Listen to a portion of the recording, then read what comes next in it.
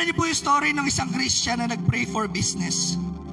Naalala niyo po, may isang Christian, paalala ko po sa inyo, may isang Christian na nag-pray for business.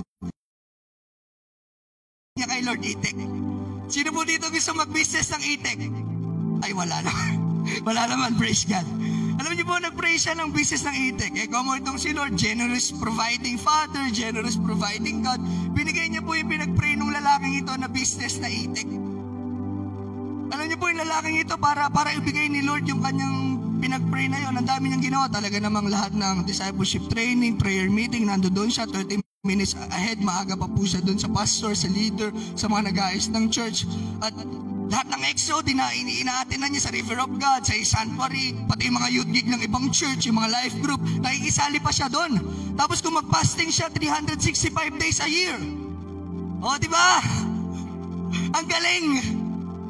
Tapos, ibinigay ni Lord yung business sa kanya. Noong una, isa lang, naging 5, naging 10, hanggang sa, dahil itong mga Itek ay nanganganak ng itlog, ba't dumami ng dumami. Tapos, may mga times na hindi na siya nakaka-attend ng church, ng mga life group, ng mga XO, kahit live, hindi na siya nakakapanood kasi busy na sa Itek. Tapos isang araw, dumating yung kanyang asawa sa church, sabi niyo, ma'am, sister, nasan po yung mister niyo? Nandun po sa bahay, nagbabantay ng Itek. Tapos, sumunod na Sunday, tinanong naman yung anak, ganito, nasan yung papa mo? Nasan yung daddy mo? Nasa bahay po, walang Itek. Alam niyo po, isang gabi na naginip siya. At yung napanaginipan niya, ganito mga kapatid.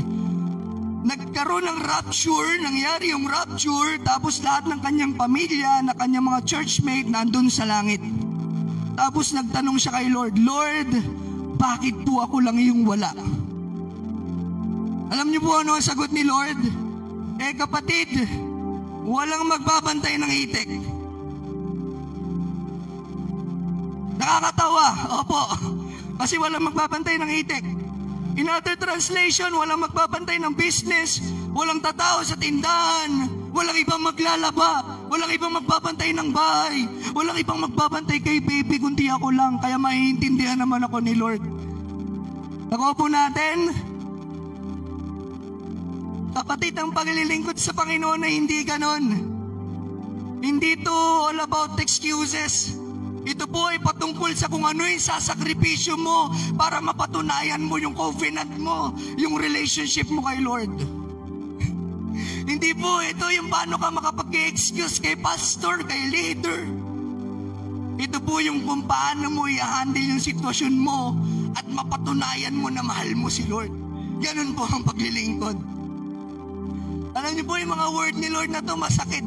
Kung nasasaktan po kayo, masasaktan po ako. Isang gabi po, punong-puno ng pag-iyak. Yung paglapit ko sa Panginoon. Naalala ko yung lahat ng nagawa ko kay Lord. But praise God. Unang-una, nandyan yung kanyang Holy Spirit. Sumunod po, nandyan kayo. And most of all, dapat po lagi nating pinipili si Lord.